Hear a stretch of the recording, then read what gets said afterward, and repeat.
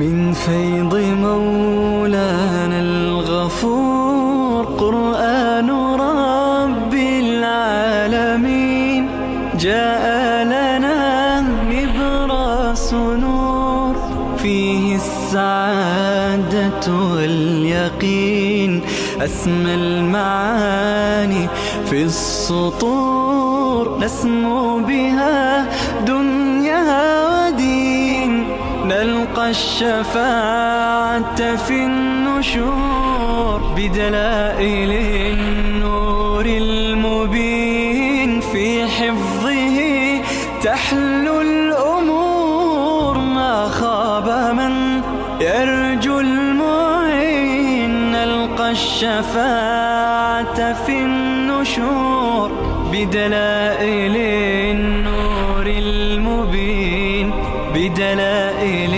النور المبين.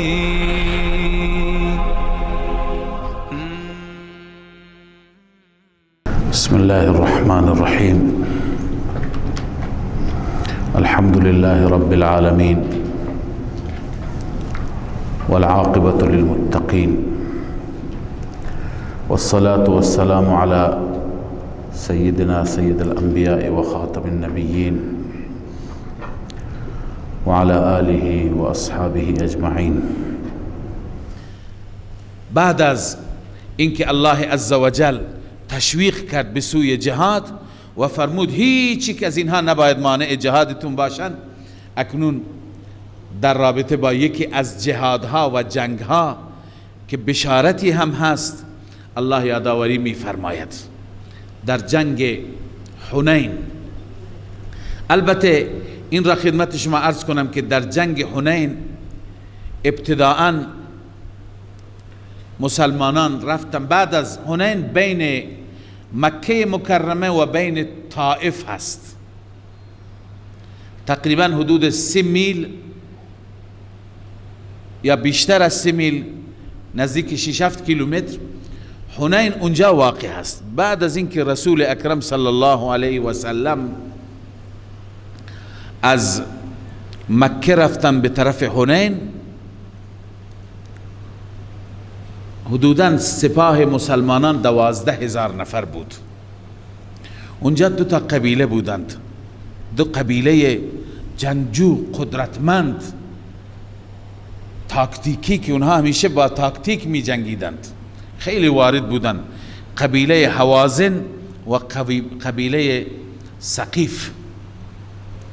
اینها تعدادشون کمتر بود از مسلمانان، بعضی گفتن 8,000 نفر بودند، بعضی گفتن 4,000 نفر بودند.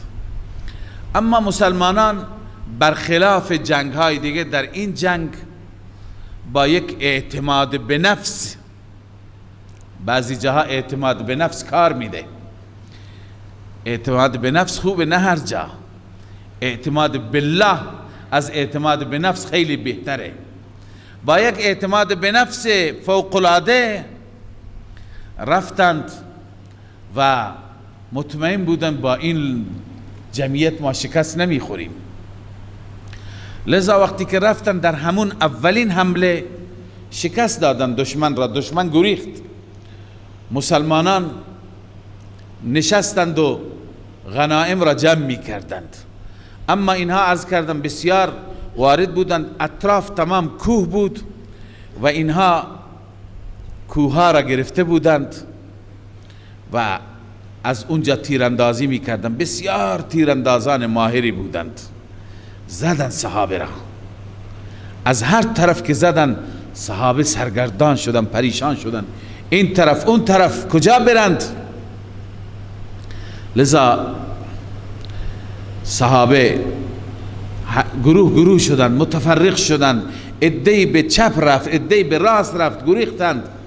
رسول اکرم صلی الله علیه وسلم با تعداد اندکی که گفتند حدوداً 40 نفر بودند در میدان ماندند. ابتدا حضرت عباس بود در کنار رسول الله و حضرت ابو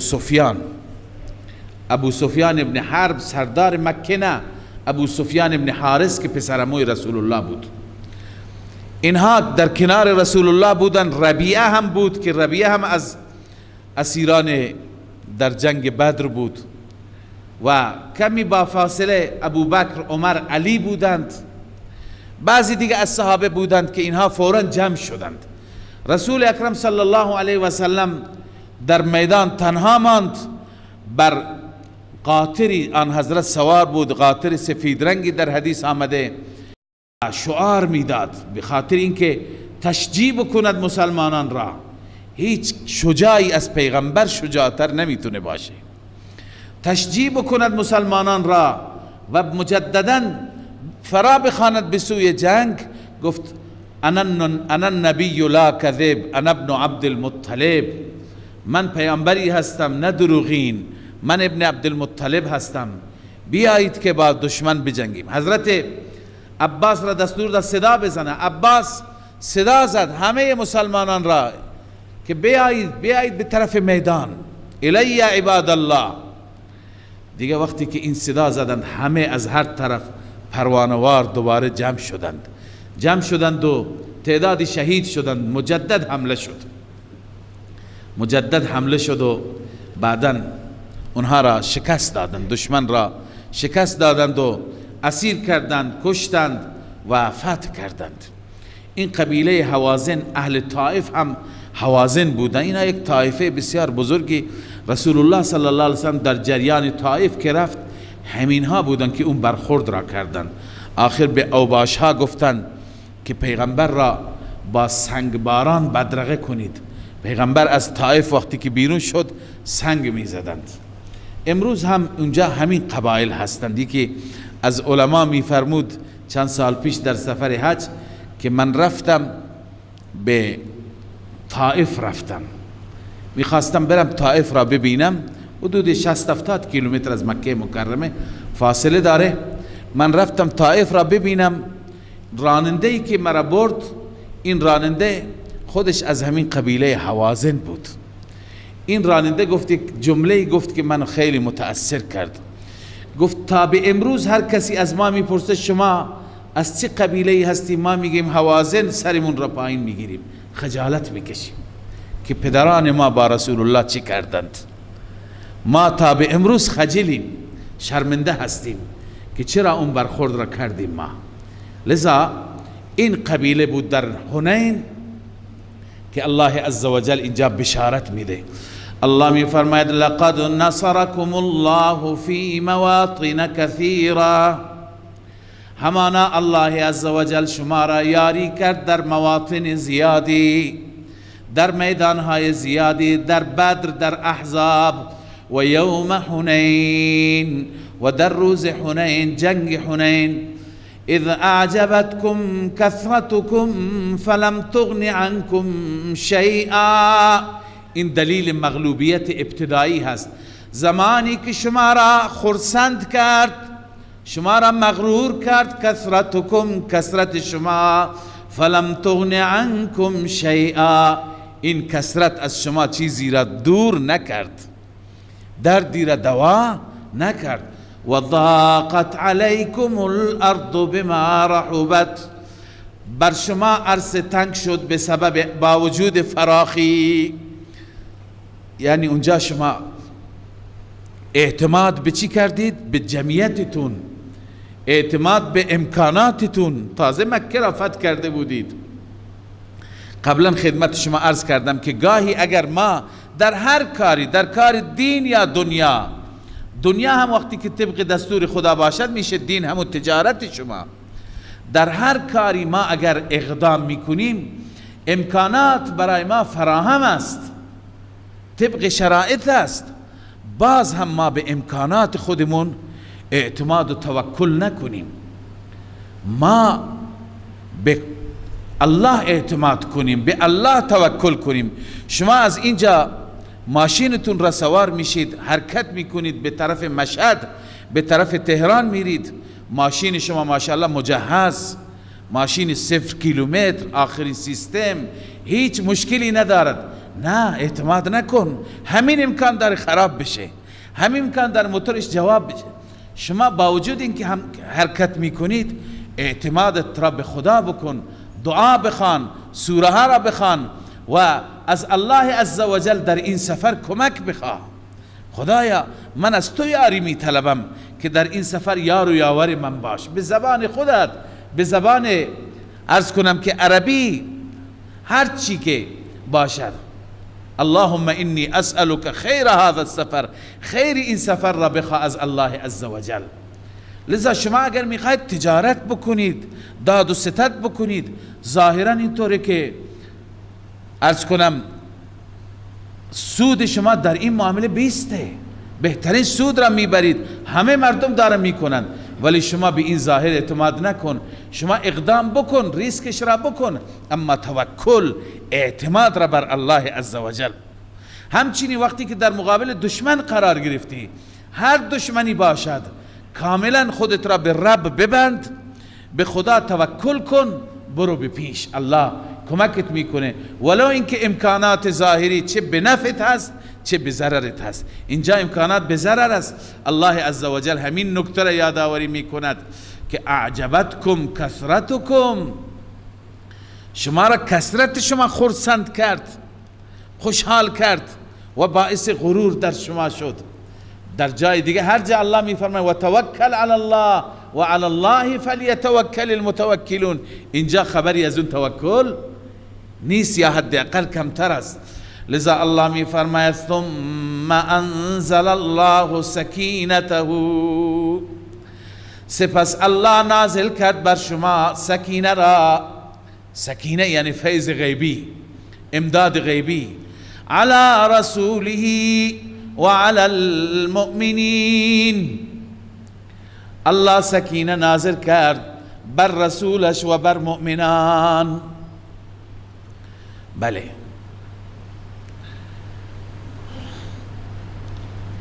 اینجا الله می فرمد و انزل جنودا لم تروها، بعد از اینکه خدا رجوع کرد، مسلمانان توبه کردند، مسلمانان رجوع کردند، استغفار کردند، حال الله عزوجل امداد غیبی هم فرستاد.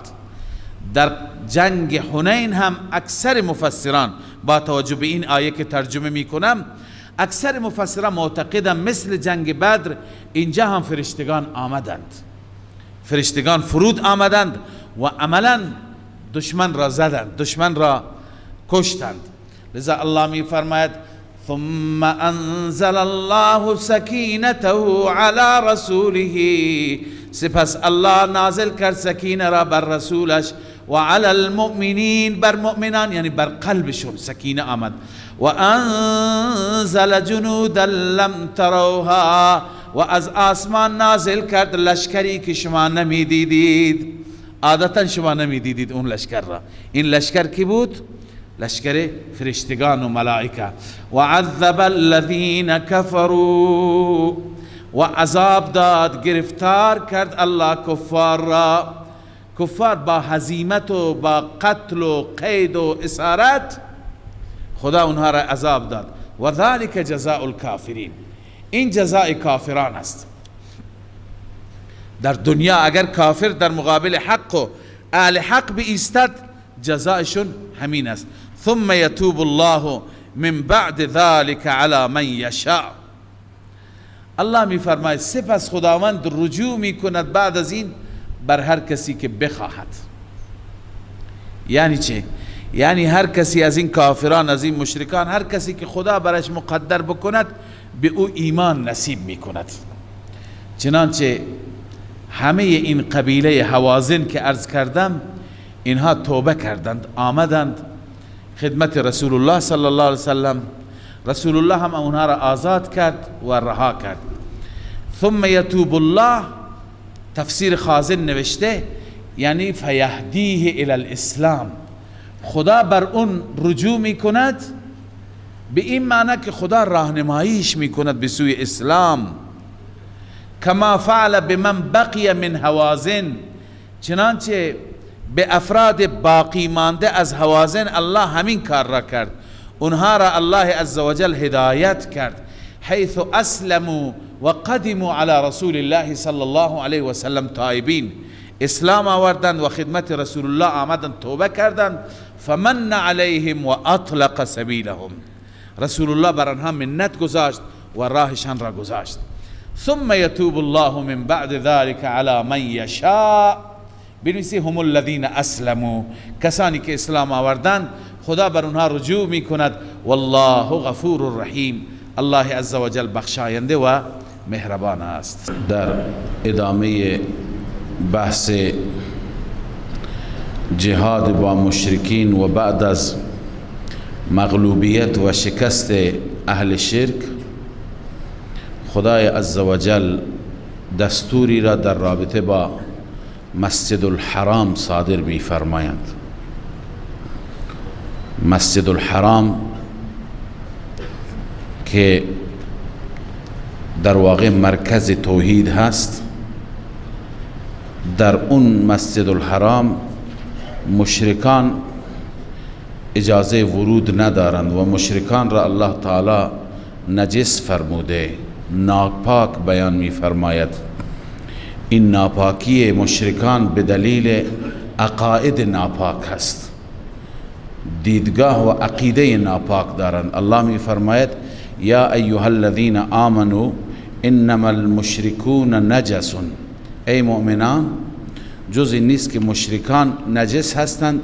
فلا یقربوا المسجد الحرام بعد عامهم هذا، بعد از این سال، این سال 9 هجری بود، بعد از سال 9 هجری اینها نزدیک مسجد حرام نیایند، نزدیک نیایند. علما می فرمایند که نزدیک مسجد حرام جز حرم است، تقریبا تا 6 کیلومتری مکه مکرمه این جز حرم مکی هست. مشرکان اجازه ورود در حرم ندارند، بعد از اون سال ممنوع قرار گرفتند و تا امروز ممنوع هستند. اما یک نکته که اینجا هست، فرموده مشرکان نجس هستند. منظور از این نجاست چه نجاستی هست؟ بسیاری از علماء ظاهریه، علمایی که به ظاهر نصوص نگاه می کنند و به عمق بحث و به استنباط لازم توجه ندارند، اونها معتقدند که نجاست مشرکان نجاست ظاهری هست و نجاست حقیقی هست. یعنی اونها نجس العین هستند، بدنشون نجس العین هست. اونها را اگر دست بزنی هم گویا به نجس دست زدی. در ظرف اونها، در غذاهای اونها که دست اونها تماس پیدا می کند، اینها همه نجس هستند. این اعتقاد و دیدگاه علماء ظاهریه هست. اما علماء ما و جمهور علما معتقدند که منظور از این نجاست ظاهری نیست، نجاست معنوی هست. نجاست معنوی همون که ابتدا عرض کردم که عقایدشون مشکل داره، به خاطر این عقیده خرافاتی، به خاطر عقیده شرکی اجازه ندارد که وارد حرم امن الهی بشه. این در واقع تنبیه و جزایش هست در دنیا، نه اینکه خودش نجس هست که اگر دست زدی دستت نجس میشه، یا ظروفشان غذایشون نجس هست. چنین چیزی نیست. چرا؟ مشرک وقتی که مشرک باشد و به نام غیر خدا ذبیحه بکند، چیزی را بکشد، ذبیحهش را نمیخوریم. اما اگر غیر از ذبیحه بقیه مأکولات، بقیه غذاهایی که مشرک حتی درست میکند، از غذاهای حلال مثل سبزیجات، شیرینیجات، حلویات، امثال اینها نجس نیستند. پس این نجاست ظاهری و حقیقی نیست، این نجاست معنوی هست. این یک نکته. نکته دوم اینه که آیا مشرکین که ممنوع هستند از مسجد الحرام، از کعبة الله، یا از همه مساجد؟ بسیاری مساجد دیگر را قیاس میکنند بر مسجد الحرام، همونطور که در مسجد حرام ورودشان ممنوع است، در مسجد مکی هم مثلا ورودشان ممنوع است. اما علما و فقهای ما امام ابو حنیفه و امام شافعی رحمه الله و جمع بزرگی از فقها معتقدند که این حکم مخصوص مسجد الحرام است، برای مساجد دیگه نیست. دلائل زیادی نوشتن. رسول اکرم صلی الله علیه وسلم یکی از مشرکین را، یکی از کفار را که اسیر شده بود دستور دادن در مسجد النبی، ثمامه بن اثال، دستور دادن در مسجد النبی او را ببندند، تو مسجد آوردند و گروهی از مشرکان برای مذاکره آمدند، داخل مسجد النبی آمدند. پس حتی این حکم برای مسجد النبی نبود. بنابراین فقها میفرمایند که این حکم فقط مال مسجد الحرام است، مال بیت الله است. لذا الله میفرماید که از این سال به بعد اینها نزدیک نیاند. خب این حکم مقداری مسئله را دشوار میکرد، به دلیل اینکه یک سری روابط تجاری با مشرکین در جریان بود. مسلمانان به این فکر افتادن که الان که مشرکین اجازه ورود داشته نباشند به حرم را، خب همیشه بیشترین تجار مشرکین بودند، اموال تجاری زیادی بالخصوص در موسم حج می آوردند و به فروش می رسوندند. ممنوعیت اونها و جلوگیری اونها ضربه مهم اقتصادی وارد می کند. الله عزوجل فرمود که شما از این بیم داشته نباشید و ان خفتم عیلة فسوف یغنیکم الله من فضله ان شاء. اگر شما از عیله، از فقر ترسیدید، از ضربه اقتصادی واهمه داشتید، فسوف یغنیکم الله، خداوند ان قریب شما را مستغنی می سازد، بی نیاز می سازد از فضل خودش اگر خود بخواهد. یعنی یفتح بابا آخر للرزق، در دیگری را از رزق می گشاید. انسان همیشه به اسباب نگاه می کند، گرچه دار و مدار در دنیا به اسباب است، ولی لازما یک سبب نیست. یک سببی که انسان از دست بدهد، سببی برای معاش، سببی برای رزق فکر میکنه دیگه بسته شد، در حالی که الله عزوجل این اسباب را خلق میکند. اگر روزی برای شما مقدر باشد، این سبب بسته شد، سبب دیگر، این طریق مسدود شد، طریق دیگر. لذا اینجا همین مطلب را الله میفرماید که شما دستور خدا را اجرا کنید، از فقر نترسید، از ناداری نترسید، خدای تعالی شما را مستغنی می کند. چگونه مستغنی کرد؟ مفسران نوشتن که بعضی از قبایل و اهل نجد و قبیله قباله و قبیله حرش، اینها تازه مسلمان شده بودند و اینها جایگزین شدند به جای مشرکین اطراف مکه. بعد از اون اینها تجارت میکردند و بهترین کالا را با قیمت پایینتر در موسم حج و در مکه مکرمه اینها عرضه میکردند. لذا الله عزوجل جایگزین را قرار داد. و قد انجز الله وعده، اینجا که فرمود و ان خفتم عیلة فسوف یغنیکم الله، اگر از فقر ترسیدید خدا شما را مستغنی می سازد. نوشته علامه آلوسی و قد انجز الله تعالی وعده، خداوند وعده را کامل کرد. چگونه؟ اولا بان ارسل السماء علیهم مدرارا، خداوند اون سال باران بسیار زیادی داد که خود مدینه از نظر کشاورزی بسیار پیشرفت کرد، نسبت به سالهای گذشته خیلی بهتر بود. مدینه هم مستغنی شد و وفق اهل نجد و قبالة و حرش، این قبائل را موفق کرد. فاسلموا و حملوا الیهم الطعام، اینا مسلمان شدند و بعد از اون مواد خوراکی را اینها می آوردند و ما یحتاجون الیهم فی معاشهم.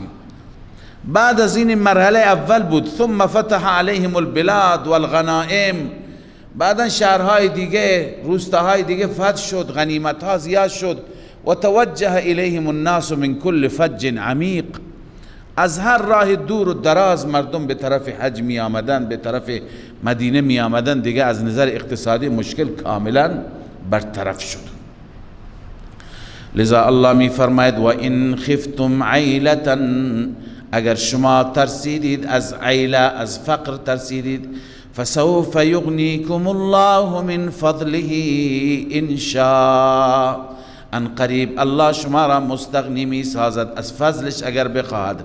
ان الله علیم حکیم، بدون شک الله می داند، شما نمی دانید. حکیم است، دستوراتش بر اساس حکمت.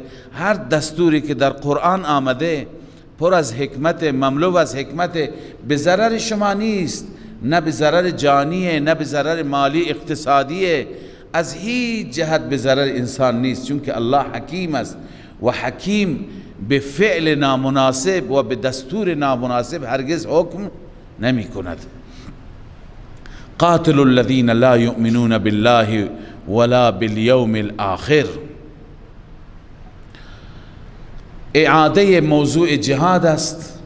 خدای تعالی می فرماید با چه کسانی بجنگید، چرا بجنگید، تا چه زمان بجنگید. بحث جهاد است. اولا قاتل الذین لا یؤمنون بالله ولا بالیوم الاخر، شما بجنگید با کسانی که ایمان ندارند به خدا و به روز آخرت، نه به مبدأ نه به معاد. ولا یحرمون ما حرم الله و رسوله، و آنانی که حرام قرار نمیدهند آنی که خدا حرام قرار داده و رسول، کالمیت و ما اهل به لغیر الله، یعنی شرک فعلی میکنند. الله میدونه یعنی چه. اونهایی که حلال خدا را حرام میکنند، حرام خدا را حلال میکنند برعکس. ولا یدینون دین الحق، و آنانی که تابع دین حق نمیشوند، متدین بدین حق نمیشوند. اینا کیا هستند؟ من الذین اوتوا الکتاب، آنانی که کتاب داده شدند. با اینها بجنگید. حتی یعطوا الجزیة عن ید و هم صاغرون، جزیه را با ذلت بدند، جزیه پرداخت کنند. اگر جزیه پرداخت کردن که نوعی تسلیم شدن است در مقابل حکومت اسلامی، اون وقت دیگه جنگ با اونها ممنوع است، جنگ تمام میشه. جنگ میکنیم، رسول الله فرمود تا اینکه لا اله الا الله بگویند، یا جزیه بدند یا کشته شوند. این سه چیز پایان جنگ هست، یا مسلمان شدن، یا جزیه پرداخت کردن، یا اینکه کشته شدن. پس اینجا فرمود حتی یعطوا الجزیة عن ید، عن ید یعنی عن ذلت، با ذلت بدن. و هم صاغرون، صاغرون اینجا است منقادون لحکم الاسلام، یعنی بعد از اون تسلیم بشن برای حکم اسلام، تابع بشن. هر قانونی که حکومت اسلامی دارد باید اونها به جا بیاورند، تابع بشن، تمرد نکنند. تمرد که نکردند نیاز به جنگ نیست. پس یکی دیگر از مواردی که قبلا عرض کردم که با اونها جنگ درست نمیشه، در صورتی که اونها تسلیم بشند، ولو اینکه بدین خودشون بمانند، اما قوانین را، ضوابط را بپذیرند. خب اما این جزیه، چقدر جزیه بدن، بحثی در میان طلاب هم هست همیشه که چه مقدار باید جزیه بدن. گرچه بعضی ها مشخص کردند از زمین ها 1/4 را، بیشتر کمتر، بعضی 1/10 را، اما اون چیزی که قول درست است اینه که این بستگی دارد به رأی حاکم مسلمانان، با توجه به شرایط و با توجه به توانی که هست، هم جزیه از اونها بگیرد و هم خراج زمین هایشون را وقتی که زمین های دارالکفر بودند. و قالت الیهود، این یکی از دلائل جنگ بود که اینها مقید به قوانین نبودند. یکی دیگر از دلیل پنجم جنگ، چند دلیل اینجا بیان میشه، اینه که اینها نسبت به خدای عزوجل توهین میکنند، هم شرک هم توهین. الله می فرماید و قالت الیهود عزیر ابن الله، یهود میگوید عزیر فرزند خداست. و قالت النصارى المسیح ابن الله، نصارا میگوید مسیح فرزند خداست. ذلك قولهم بافواههم، این سخنشان هست با زبانشان، با دهانشان. یضاهئون قول الذین کفروا من قبل، مشابه است، شباهت دارد با قول کسانی که کفر کردن قبل از اینها. مشابهت دارد با قول چه کسانی؟ بعضی گفتن منظور مشرکین است، چون مشرکین هم میگفتند الملائکه بنات الله، ملائکه دختران خدا هستند. پس قول یهود، قول مسیحیان مشابه مشرکینه که مشرکین از قبل کفر کردن، اینها الان با این افراط و زیاده روی دارن کفر میکنن. و بعضی میگن قول الذین کفروا من قبل، منظور من قبل آبا و اجدادشون هست، آبا و اجداد که قبلا بود اونها هم همین کلمه را میگفتن، اینا هم همون کلمه را میگوین. قاتلهم الله، خدا اینها را لعن کرده، خدا بکشد اونها را، یعنی لعنت و نفرین هست، از رحمت خدا به دور بادا. انا یؤفکون، به کدام سمت و سو اینها برگردانده میشوند، منحرف میشوند، که نسبت به خدای عزوجل خالق و اون ذاتی که محسن است به تمام معنا، نسبت به اون ذات چنین بی ادبی میکنند. و یکی دیگر از صورتهای کفرشان، اونها نه تنها مرده پرستند بلکه زنده پرست هم هستند. این انبیاء اولیاء اینا که قبلا وفات کرده بودند و رفته بودند، زنده ها را هم پرستش میکنند.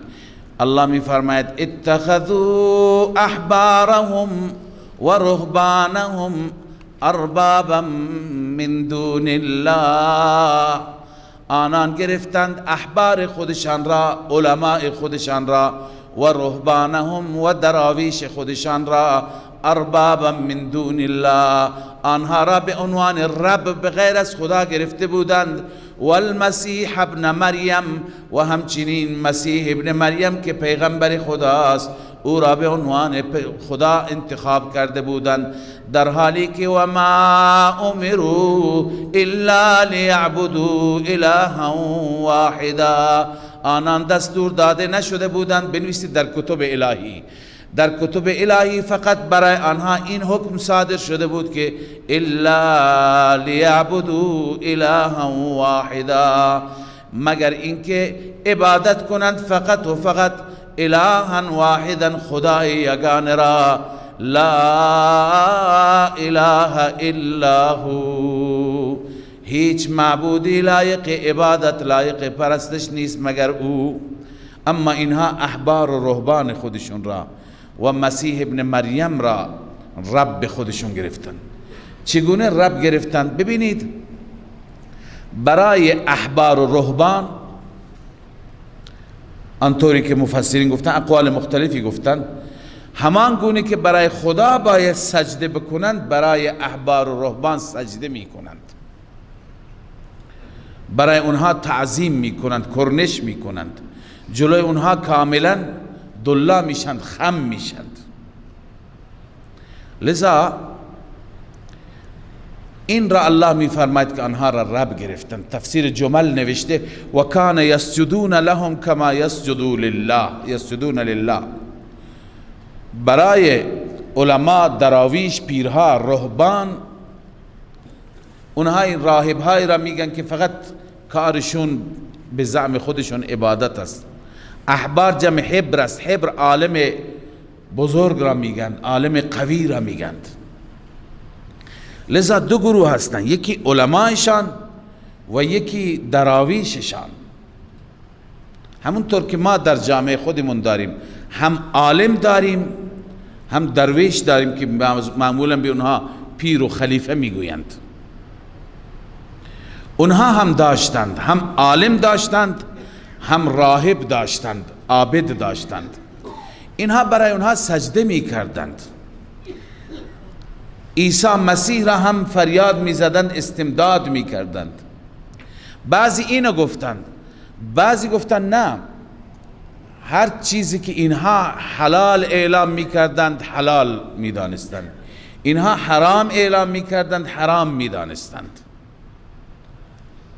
خب این نکته را دقت کنید، هیچ کسی اجازه ندارد که حلالی را که خدا حلال کرده حرام بکند، در هر سطحی باشد، این فقیه، این ولی، این امام، هر که باشد. خدا وقتی که حلال کرده کسی دیگه نمیتونه حرام بکند، یا خدا وقتی که حرام کرده کسی دیگه نمیتواند حلال بکند. به خاطر هر مصلحتی، مصالح حکومت باشد، مصالح وحدت باشد، گاهی مثلا امکان داره ما وحدت بکنیم، وحدت سیاسی با کشورهای غیر مسلمان، کشورهای اروپایی، کشورهای شرقی، لذا بیاییم و یه چیزهایی از احکام اسلام را برداریم و فقهای ما این حکم را صادر بکنند، حلال را حرام بکنیم، حرام را حلال بکنیم. این اجازه را ندارند. اینجا که خدا میفرماید احبار و رهبان را رب گرفتن، به این معناست که حیث اطاعوهم، از آنان اطاعت میکردند فی تحلیل ما حرم الله، اون چیزی که خدا حرام قرار داده حلال میکردند، و تحریم ما احل الله، تحریم ما احل الله، کما یطاع الارباب فی اوامرهم و نواهیهم، چنانچه از ارباب در اوامر و نواهی اطاعت میکنن، اینا در حلال و حرام اطاعت میکردن، در حالی که ما مسلمانان موظفین در حلال و حرام از خدا و کتاب خدا تبعیت بکنیم. اگر من عالم طبق دستور خدا فتوا دادم که اطاعت میشه، ولی اگر نشد نباید از دستور امثال من و فتوای امثال من، ولو که در جهت خلاف قرآن باشه، کسی اطاعت بکند. پس بعضی به این معنا گفتن که هرچی که اونها حلال و حرام میکردند حرف شنوی داشتن. الله میفرماید لا اله الا هو، بغیر از او کسی دیگه لایق پرستش نیست. بعضی در ضمن این مسئله خدمت شما عرض کنم، یه سوالی که بعضی ها میگویند خب آیا درست هست که ما دست کسی را ببوسیم؟ چون که دست کسی را اگه ببوسند هم نوع تعظیم هست. در کتاب‌های فقهی ما نوشتند که بوسیدن دست پدر، استاد، شیخ، عالم بزرگی اگر باشد اشکال ندارد، ولی باید طوری باشد که انسان خم نشه، انسان دلا نشه. این تعظیم مال خداست، گرچه عقیده شرکیه نیست، کسی به نیت عبادت خم نمیشه. خیلی تعظیم ها هستند که شرک نیستن، مثلا کسی میره کسی را احترام میکنه، فقط به خاطر احترام برای او سر به سجده میگذارد، عقیده نداره که این خداست. بله این شرک نمیشه ولی حرام است. این نوع تعظیم چی است؟ حرام است. امروز در خیلی از کلیپ ها دیده میشه که در بلاد دیگر، الحمدلله در این بلاد ما نیست، در بلاد دیگر مردم به کسانی که اعتقاد دارند و دوستش دارند تعظیم فوق العاده میکنند، کاملا در حالت رکوع یا بعضی به پاهایشون میافتند سجده میکنند. اگر اعتقاد الوهیت داشته باشند که این شرک مطلقه، اگر اعتقاد الوهیت داشته نباشد حرام مطلقه، حرام است، نباید، چون که این تعظیمی هست که مخصوص الله عزوجل است. رسول الله صلی الله علیه و سلم در اون حدیثی که فرمود اگر سجده جائز بود من زن را اجازه میدادم و میگفتم برای شوهرش سجده بکند، اون سجده سجده عبادت نیست، اون سجده تعظیم و احترام است. همون تعظیم و احترام جایز نیست، همون حرامه. اون که برای عبادت باشه که شرک میشه، انسان را از اسلام خارج میکنه، از دایره ایمان خارج میکنه.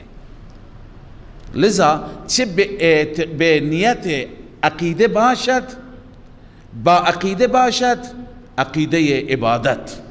انسان اگر با عقیده باشه انسان کافر میشه، اگر با عقیده نباشد صرفا تعظیمی باشد این حرام است.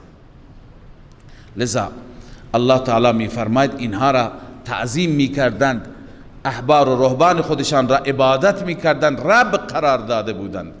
لا اله الا هو، هیچ معبودی بغیر از الله نیست، همه عبادت ها باید فقط برای خدا انجام بگیرد. سبحانه عما یشرکون، الله پاک است از آن چیزی که مردم شریک میگیرند با او. مردم شریک میگیرن، الله از این شرکا پاک است. یریدون ان یطفئوا نور الله، این دلیل هشتم جهاد است. آنان میخواهند که نور الهی را که دین خدا هست، دین اسلام هست، دین توحیدی هست، اینو میخواهند خاموش کنند. به این خاطر باید با اینها جنگید.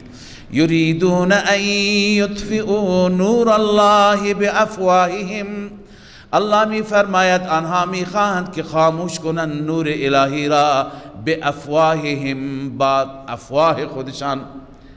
افواه جمع فوه است، فوه دهان را میگند.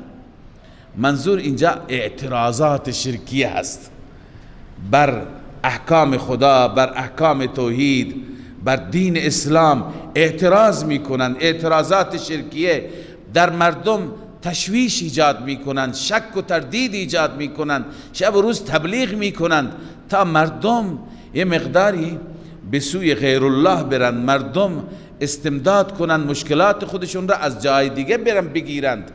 لذا اینا میخوان این نور توحید را خاموش کنند. اما ویأبی الله الا ان یتم نوره، الله نمی پذیرد، انکار می کند اینکه نورش را کامل مگر اینکه نورش را تمام کند، کامل بکند. ولو کره الکافرون، گرچه کافران نپسندند، دوست داشته نباشند. الان یک نمونه از یتم نوره، خدا چگونه نور را کامل کرد. هو الذی ارسل رسوله بالهدى، الله آن ذاتی هست که رسولش را فرستاد با هدایت، با قرآن و دین الحق، و با دین حق، با دین اسلام فرستاد. لیظهره علی الدین کله، تاکه غالب بگرداند آن را بر همه ادیان. ولو کره المشرکون، گرچه مشرکان نپسندیدند، جنگیدند، درگیر شدند، ولی الله عزوجل این نور را کامل کرد. تمام جزیره العرب مسلمان شد و بسیاری از بخشهای خارج از جزیره العرب مثل بلاد یمن و غیره، اینا در زمان خود رسول الله صلی الله علیه وسلم فتح شد و مسلمان شدند. اهل یمن آمدند و از اهل بلاد دیگر خارج از جزیره العرب آمدند. لذا دین بر همه عرصه ها غالب شد، تمام بلاد را در بر گرفت. پس این نمونه یتم نوره، خدا چگونه نور را تکمیل کرد. ابتداءً به صورت قاچاقی در دار ارقم، به صورت سینه به سینه، دهان به دهان اسلام عزیز را منتقل می کردند. آخر به کجا رسید؟ این واقعا انسان ابتدایش را فکر کند که کسی نمیتونست خانه کعبه نماز بخواند. هر کس میاد مسلمان میشد، پیغمبر میگفت برو مخفیانه فعلا. اما آخر به کجا رسید؟ این پس واقعا نمونه و یتم نوره هست. یا ایها الذین آمنوا ان کثیرا من الاحبار والرهبان لیأکلون اموال الناس بالباطل. خدای عزوجل هم دلیل دیگری برای مشروعیت جهاد بیان می فرماید و هم تذکر مهمی به اهل ایمان هست. می فرماید ای مؤمنان، بسیاری از احبار علما هستند، احبار عرض کردم لقب علماء یهود است.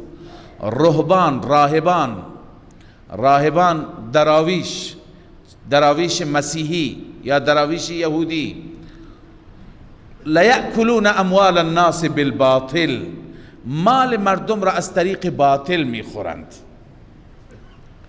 و یصدون عن سبیل الله، از راه خدا باز میدارند. خیلی ها هستند که دین را وسیله معاش خودشون و وسیله دنیای خودشون قرار دادند. اینها نشستند و حق را کتمان میکنند، مسائل را طبق مراد خودشون و هوای نفس اونگونه صادر میکنند، به مردم فتوا میدهند تا که مردم طوری عمل کنند که همش جیب اینها پر بشه. الان در جامعه ما هم هست، به انواع دیگر، به اشکال دیگر، در هر جامعه هست. این در یهودیت و مسیحیت بود که اونها هر چیزی که مردم میگفتند طبق میل مردم فتوا صادر میکنند. خیلی ها بودن در گذشته، الان کم هست، در مراسمات مختلف طور دین را تعریف میکردند که همش مناسبت ها بود، همش پخت و پز بود، همش دیگ و پادیگ بود، همش سفره و غذا بود. هر 3 روز، 7 روز، 40 سال فلان. اینا برای چیه؟ برای این هست که بازار خودشون را گرم بکنن. و الا در سنت رسول الله صلی الله علیه وسلم و در احکام خدا نیست. این الان یک نمونه کوچیکی هست. خیلی ها هستند که شاید صراحتا گفته نشه، چون بعضی ها قصدی ندارن، بعضی ها صرفا مغازه باز کردن، دکان باز کردن، از طریق دین، از طریق راهنمایی به مردم، از طریق نمیدونم علاج و درمان مردم، فقط کارشون این. تبلیغات هم دارند، کارت هم مثل کارتای تبلیغاتی توزیع میکنند که دعانویس برای هر دعای اینقدر این مبلغ پول میگیره. یشترون بآیات الله ثمنا قلیلا. حتی بعضی گفتن بعضی مردم که قاچاقبری میکنند به اونها هم دعا میدن تضمینی که مالت برسه به مقصد. اینا از طریق دین، قرآن، دعا، خدا این را وسیله معاش خودشون قرار دادند. العیاذ بالله. علماء یهود، بنده که قبلا عرض کردم شاه ولی الله رحمه الله میفرماید تمام نمونه هایی که اونجا هستند در امت ما هم هستند. ما خودمون را بپاییم، خودمون را اصلاح بکنیم. لذا خیلی ها هستند که از این طریق میخواهند که امرار معاش کنند، مثل اون ملاها. الله میفرماید لیأکلون اموال الناس بالباطل، مال مردم را از طریق باطل میخورند. و یصدون عن سبیل الله، مردم را از راه خدا باز میدارن با شبهات. اگر مردم میخوان بیان به طرف رسول الله، به طرف دین، به طرف اسلام، میترسند که اگر اینها برن دکان ما تعطیل میشه، اون مرجعیتی که دارن، اون مرجعیت از دست میره. لذا شبهات ایجاد میکنن. نه، این پیغمبر اونی که تو تورات آمده بود اون نیست، اون باید از خود ما باشد، از بنی اسرائیل باشد. و شبهاتی که از خود ایجاد میکردند. و باز این همه مال را که روی هم انباشته کرده، حق مال را هم نمیداد. والذین یکنزون الذهب، درباره همین هم ملاها هست که مال انباشته میکنند و هم سرمایه‌دارانی که زکات نمیدهند. الله میفرماید والذین یکنزون الذهب والفضه، آنانی که سرمایه میکنند، ذخیره میکنند و خزانه میکنند طلا و نقره را، ولا ينفقونها في سبيل الله، و آنان را خرج نمی کنند در راه الله، فبشرهم بعذاب علیم، آنان را مژده بده به عذاب دردناک. اون عذاب چیه؟ یوم یحما علیها فی نار جهنم، روزی که داغ داده می شوند بر آن مال در آتش جهنم.